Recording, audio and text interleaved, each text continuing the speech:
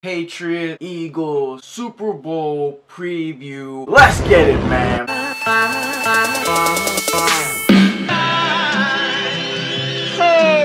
What's up, you guys? It's your boy ODJ back here with probably the second to last video pertaining to the NFL season of 2017-2018. We've been through a long ride. I remember when I first uploaded my first video now, because it was the Vikings versus the Saints. That video actually kept rising in views very recently. Like when I first uploaded, it got a couple hundred views, and then as before the Vikings Saints game of the NFC divisional round, that video spiked up from like I want to say 800 700 views to like, I want to say, how many views? It spiked to like 3,000, and then like after the game it spiked to like 5.6 thousand. That was my very first NFL game, and now we're all the way here to the granddaddy of them all, the very last game, the game for all the marbles, the reason why we watched the season in the first place, the Super Bowl. Now, because the Patriots are in this game yet again, this analysis is not going to be super duper long. Like, it's not going to be a crazy breakdown, because the Philadelphia Eagles are actually a team that, it's just that the Philadelphia Eagles, the way they are comprised is very similar to, I want to say, the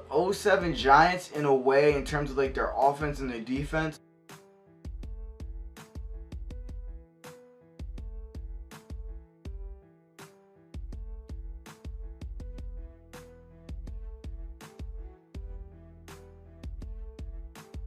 First of all, we're going to talk about matchups pertaining to the offense and defense. Now, for some reason, a lot of people, when they like comparing Super Bowl teams that are up against each other, they like to compare their offense to their offense and their defense to their defense. It's how is one team's offense going to go up against the other team's defense, how the other team's defense is going to go up against the opposing offense. Not, oh, this offense is better than that offense. So this game is pretty much going to be a game of matchups. There are a lot of great matchups to watch in this game that it's not something that we haven't seen before, obviously. So first off, we're going to start with the biggest, most obvious matchup of the day that is pretty much going to decide the Super Bowl one way or another. We all thought it was going to decide the Jacksonville game, but it obviously didn't. Tom Brady versus that vaunted, stacked defensive line. That defensive line is full of too many players. It's ridiculous. You got the former Patriot, Super Bowl champion, multiple time Pro Bowler, Chris Long. Then you got Fletcher Cox, All-Pro D tackle. If he's not an All-Pro D tackle, he's going to be, and I'm pretty sure he's been I'm pretty sure he's a Pro Bowl D tackle. Then you got Vinny Curry, who's a monster in his own right. Then you got Brandon Graham, who can wreak havoc on the edge. Then you got first round pick Derek Barnett in the fray, who obviously looks like, just based off this season, he could really wreak havoc if he was on any other team. But, you know, he's in a rotation and he's still wreaking havoc, but he's also staying fresh and getting a good amount of reps, where he's getting a lot of playing time, but not too much where any of those D linemen are exposing themselves to injuries. Because if any players get nicked up the most in the football field, it's those players in the trenches. And to have a fresh unit of players in the trenches is something that is a huge advantage to any team, and not too many teams have it. I don't think I've ever seen, in my whole time of watching professional NFL football, I haven't seen a defensive line be able to stay fresh like this one does with players. All these guys on the defensive line could make the Pro Bowl, to be honest with you. Most of them have, some of them have. It's ridiculous. It's not something you see every day. This is what the Eagles have in the NFL right now in their defensive line play. Is something that you see with Alabama, and pretty much only Alabama. They're the only team that could rotate defensive linemen, and those defensive linemen just make as much impact plays, or could be a starter anywhere else except at Alabama.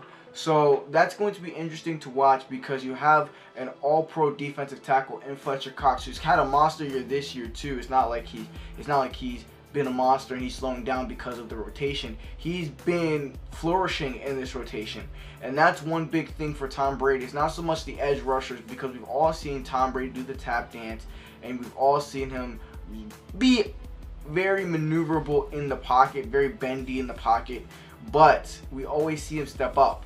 We don't really see him really find a way to get out of all types of harms and ways when there's pressure up the middle, which is, you know, pressure up the middle is not something you see every day in the NFL. That's why it's something that, if you can get it, is a huge advantage, and that's something that the Philadelphia Eagles can get, and they can really take advantage of that. And Fletcher Cox can push the pocket into the middle, into Tom Brady's face, and then you got Brandon Graham coming off the edge, you got Chris Long coming off the edge, you got Derek Barnett coming off the edge.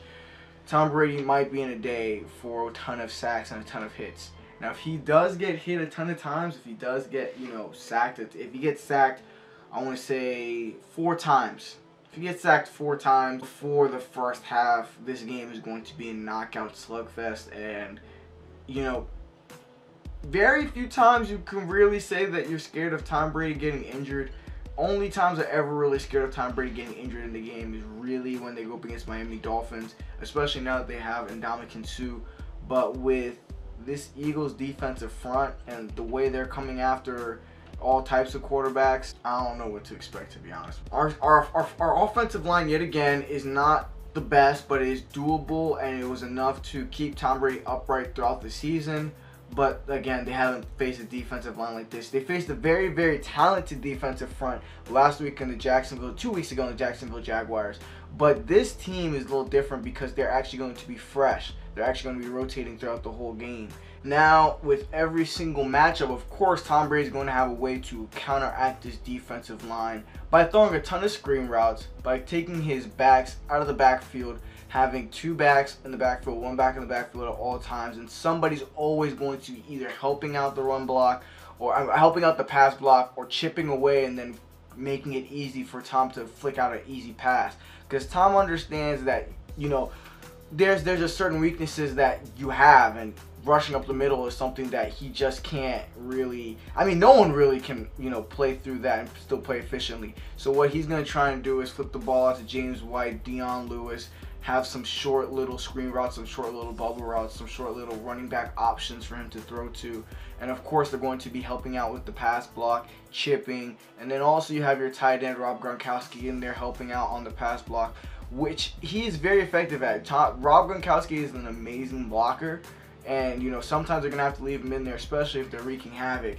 Now, that's something that not too many people want to talk about because people think that Rob Gronkowski is going to be out running around and those linebackers are going to be chasing him. But if it does get to a point where they need to protect Tom Brady, they'll throw him in there and have him block. We'll see how all that goes. And, of course, they're going to have a bunch of quick ball plays, and Tom Brady's going to run the hurry-up offense to keep those linemen that are currently in so they don't have a bunch of time to sub in and out. Of course, they can sub in and out throughout the series. I mean, throughout different series throughout the game. But that will wear them down even more. And that's all you can do. That's the thing about Tom Brady that's really amazing. And that's the reason why he's been making all the fourth quarter comebacks against the Jags, against the Falcons last year. He's just seen so much football. And so that once he kind of understands exactly what you're doing, which he can, when it gets to the fourth quarter, when he's seen all your questions and he knows all the answers at that point, then he can execute at peak levels like he did last year in the fourth quarter and overtime, and what he did 2 years ago in fourth quarter against the Seattle Seahawks. Put up 14 points in a comeback victory. It was just astounding. So Tom Brady's going to have all those little pieces right there to help him counteract that defensive front line. And that's, to be honest, the only thing on the Eagles defense that I'm scared of. Tom Brady has gone through against way too many secondaries, elite or non-elite, for me to be really scared about the Eagles secondary. I mean, the Jacksonville Jags secondary was better than the Eagles secondary. Yes, they do have Mike Jenkins who can come in there and can clean up some plays.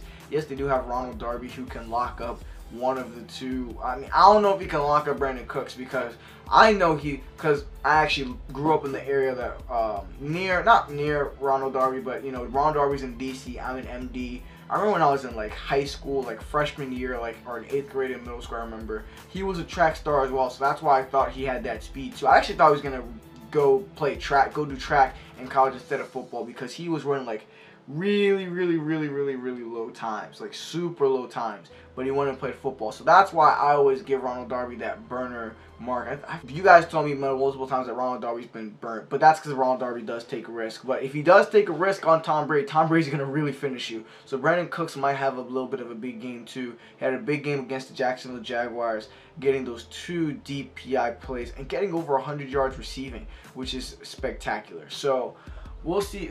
Tom Brady has a lot to work with to really get around all those things on the Eagles defense. Like I said, I'm not really scared of the secondary. I'm not scared of the Jags, that secondary. I'm not going to be scared of this secondary. Tom Brady, I don't think he's... I don't, like... How many interceptions did he throw? Like 8 this whole year? Like, this Philadelphia secondary, I mean, worst comes to worst, a tip pass, because somebody drops it, and then like Jalen Mills, because Jalen Mills has been getting all the interceptions this year, comes out the cut and picks it off. It might be a momentum shifter, but it's not going to rattle Tom Brady at the end of the day. So with all that being said, Tom Brady has a matchup against this defense that he can win, but it's going to be difficult because if the Philadelphia Eagles play their style of brand of football that they want on the defensive side, they can really make it tough for Tom Brady even in the fourth quarter because those linemen can stay fresh. But if Tom Brady wears them all down by running no huddle all game long, throwing those quick passes, and making them not be able to get to Tom Brady in time, or maybe get to some situations where Tom Brady gets the ball away right when they get there and then they get a flag call, roughing, then it's going to get to them in the game, and then Tom Brady can really take advantage of them. Their linebackers not scared of them. Yes, they can run side to side, but then again, you know, we got Dion Lewis and James White. I'm not scared, bro. I'm not. They make you miss. They make all their catches. It's simple. All that being said, Tom Brady is going to have to work without a running game. Philadelphia's defense has been stupendous stopping the run, but I'm not surprised about that. I mean, you know, how many years? You know, Tom Brady's been doing it without a run game for a long time. I mean, it's not like they can't produce a run game, but some games they just understand the run's just not gonna help, and they just need to start gunning it. And Tom Brady's just gonna have to start gunning it, you know. So with all that being said, that's Tom Brady versus the Philadelphia Eagles defense. Now we're gonna jump over to the Philadelphia Eagles offense against the New England Patriots defense. Now we have something interesting here with Nick Foles getting in a nice, beautiful rhythm. Really starting the second half of the Atlanta Falcons game 3 weeks ago now. He was stupendous. I remember watching the highlight tape when I was reacting to it. He was just leading 2 straight drives, just completion. Boom, boom, boom, boom, bang, bang. All the way down the field for long drives that put them in field goal range, and I think they scored a touchdown too. Or I think it was 2-3 field goals, something like that. Nick Foles led him down the field with his arm, not with him handing the ball off. So after he got his groove in that game, carried over to the Vikings game, and then he was just on a roll. He was hot, he was confident, and Nick Foles looks like he's back into that part of him where he's super confident like he was against the Eagles. Now, he did scare a bunch of people with the Oakland Raiders game, Cowboys game, but at the end of the day, you know, as I told you, football is such a small sample size that, you know, we watch basketball games and like we have the 82 game season, and then like even the All-Stars, every single player on that's going to play in the All-Star game is a minimum going to have 6 bad games. If you have 6 bad games in the NFL, you're pretty much out of all types of contention for a Pro Bowl or whatever, unless you're Derek Carr. But that's another talk for another day. But it's kind of crazy, you know, the sample size of football is so small that we kind of have to base our assumptions off the small sample size. And then, you know, as the careers grow and grow, then we have a longer, huge sample size. But, you know, it just is what it is. Nick Foles, for 2 of the 4 games he played, looked really bad. And then in this postseason, he's looked really, really spotless and great. So with all that being said, I really do think he's going to have a very good first half of football, and he's going to have a chance to connect with Alshon Jeffrey while Stephen Gilmore is starting to get acclimated. Now the thing with the New England defense, as we all know, they are the biggest bend but don't break defense. So I feel like Nick Foles is going to get his yards, he's going to lead his team down the field, but they're not going to score. I don't know, they're going to find some way to stop LeGarrette Blount from getting in the end zone, from stopping Jay Ajayi. But I just feel like the Eagles' offense as a whole is going to be very explosive in the first half, not put up super amount of points where Tom Brady and the offense can get a, like, is going to be in a position where they're going to get completely blown out, but they're going to be in a position where it does look like the game might be compromised. And then the second half is going to roll around, and then Bill Belichick is going to do Bill Belichick things and make great adjustments to make sure that they do bend, but they're not even going to let up maybe probably only one field goal in the second half, which is all we need. Very similar to the Jacksonville Jags game, but the Jacksonville Jaguars aren't as explosive as the Eagles and weren't even attempting to be as explosive. They were just trying to conserve what they've already created, which obviously wasn't good enough to beat Tom Brady. In terms of the players having big nights, I think J.J. is going to have a couple big gashes. LeGarrette Blount's going to have a couple punishing runs that looks like they're pretty demoralizing. But the Patriots are going to fight through it. The Patriots play the right way. The Patriots are going to make their sound tackles. They're not going to miss too many tackles. They might miss some assignments in the passing game. They do have some weapons to go up against. Torrey Smith, not too pressed about him. I honestly don't give a fuck about him. Stephen Gilmore on Alshon Jeffrey. Alshon Jeffrey's going to get a couple of nice high point catches, but he's not going to really make a difference in the second half, I don't think, because Stephen Gilmore is going to have adjusted to his game and his size, because Stephen Gilmore is a big corner. He's not just a regular sized corner. He's a big corner, and they do have some reports. Well, not some. They have a ton of reports together. They played with each other at South Carolina. I remember Alshon Jeffrey at South Carolina was a monster. If you guys remember, his quarterback was like Steven Garcia or something. I really want what happened to him. Comment down below if you guys know who I'm talking about, and comment down below what happened to him. I remember South Carolina used to be monsters. They had Garcia, they had Alshon Jeffrey, they had Marcus Lattimore, and they had Stephen Gilmore. Man, they were just balling in nearly like top 14, top 10 every year with Steve Spurrier, and then they just fell off. But we'll stop talking about that real quick. Alshon Jeffrey is going to have a pretty good game overall. Torrey Smith, he's not going to do nothing. He's probably going to have 1 or 2 first down catches. That's it.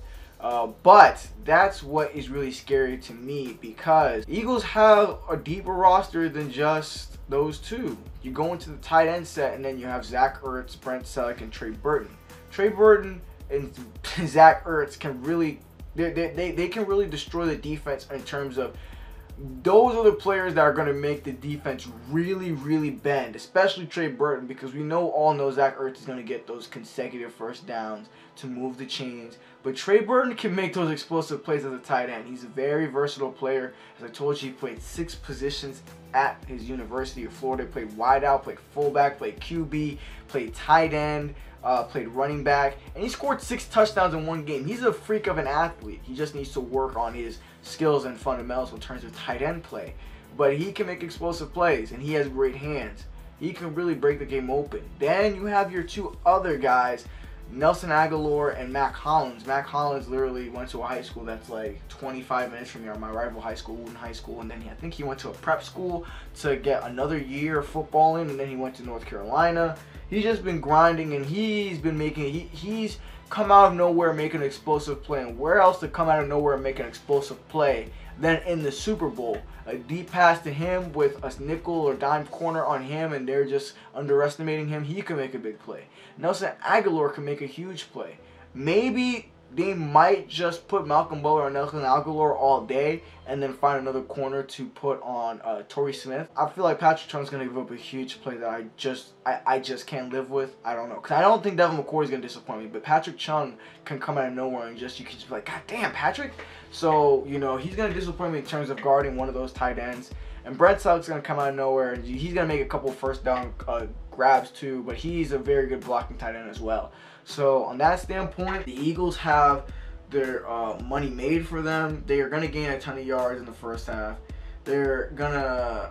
I just feel like Bill Belichick's too good, and he's going to make a bunch of second half adjustments to really nullify that offense and make Nick Foles make a ton of mistakes. Because then again, at the end of the day, this is Nick Foles' 5th start in a postseason. And also, you know, Super Bowl, the Super Bowl, the magnitude of the game can really get to you. Even, like, you know, at the end of the day, you know, the magnitude of the game is going to get to you. It's this freaking Super Bowl, man. I don't care what you say. Game, besides Tom Brady, besides Bill Belichick, besides those Patriots, because they literally went last year and were at like the worst of the worst Super Bowl losses ever with like a huge, you know, they were in a huge deficit and they came all the way back. They've been through hell and back in the biggest game of their lives. I'm pretty sure, I mean, even Malcolm Butler went to hell and back with the biggest game of his life, like twice, last year and when he gave that big play to Jermaine Kearse in the Super Bowl against Seattle, and then he made the biggest play he's ever made in his life. You know what I'm saying? The Patriots have already been here and done that and gone through the depths of a hell that could be ever shown in NFL history on the Super Bowl, and came back from that and went straight to heaven.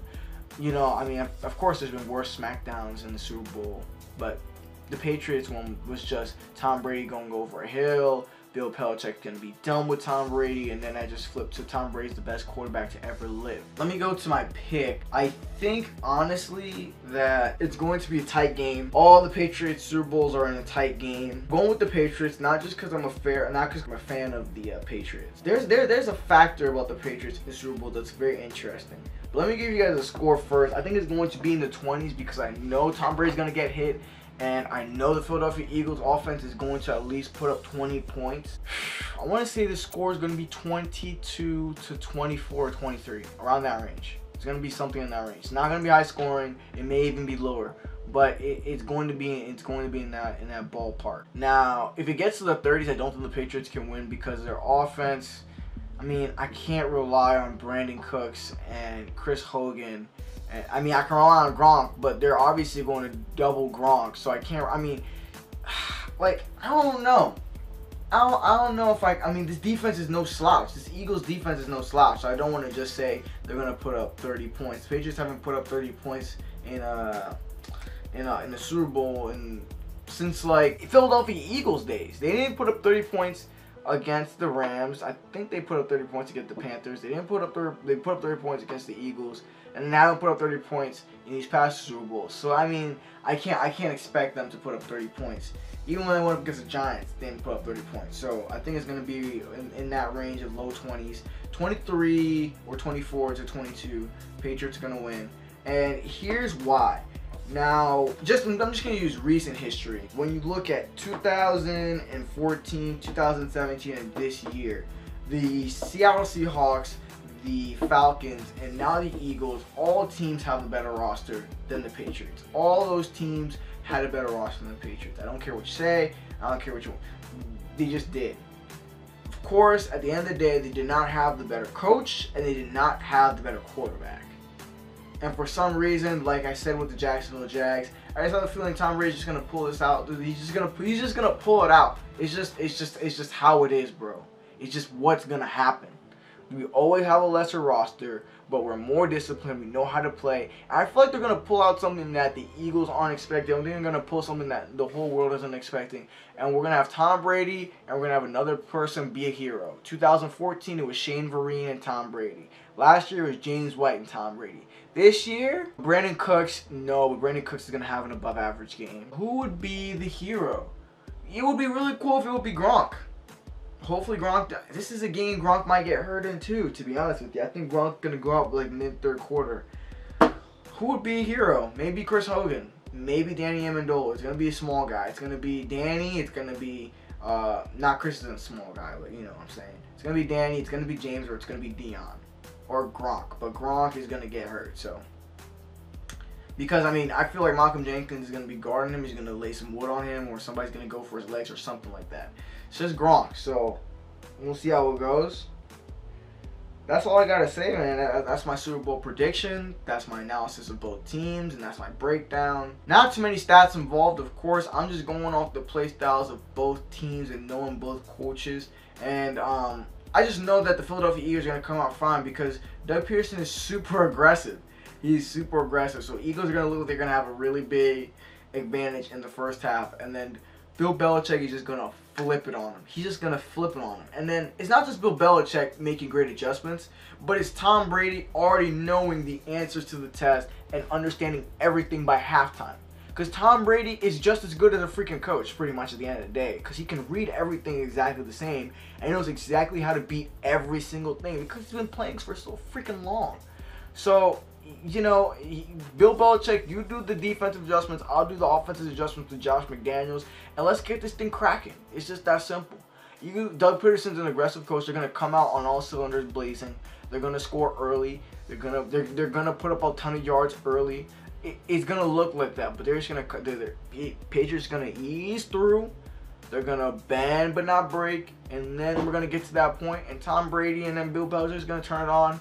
I don't know, because with all that being said, with them turning it on, somebody's gonna have to make a huge mistake for the Eagles, or somebody's gonna have to underplay. I feel like Patriots gonna somehow nullify the run game and then force. I don't think they're gonna force, but they're gonna give, just like they gave Kyle Shanahan that eerie feeling to pass the ball. They're gonna give Nick Foles and the Eagles offense the eerie feeling that you should be passing the ball. And they're going to pass the ball. We're going to get an interception or a fumble. We're going to get at least a turnover in the second half of the game. And then it's going to be a GG from there, my guys and gals. My gals and guys. And that's all I have to say. Yes, I did pick the Patriots, and I'm a fan of the Patriots. But, I mean, what I said, it just makes too much sense to me. I can just see this game going right now. I can literally, like, this game is very predictable because, you know, we've seen a great defensive line go up against Tom Brady. We've seen Tom Brady tear apart teams in the fourth quarter in the second half. We've seen Bill Belichick make great second half adjustments. And he's going against a young head coach. Not in terms of youth, but I mean in terms of just experience as a head coach. It just, I can just see it all too vividly. I don't know why, but I don't know how, but I just am. Like last year I couldn't see it at all, to be honest with you. No one really saw that. But this year I can see it because of last year, because of previous experiences, and even because of the Jags game. Because Tom won against an arguably better defense against the Jags. But Nick Foles did go against a better defense in the Vikings in terms of personnel, but not coaching-wise. So it's going to be crazy.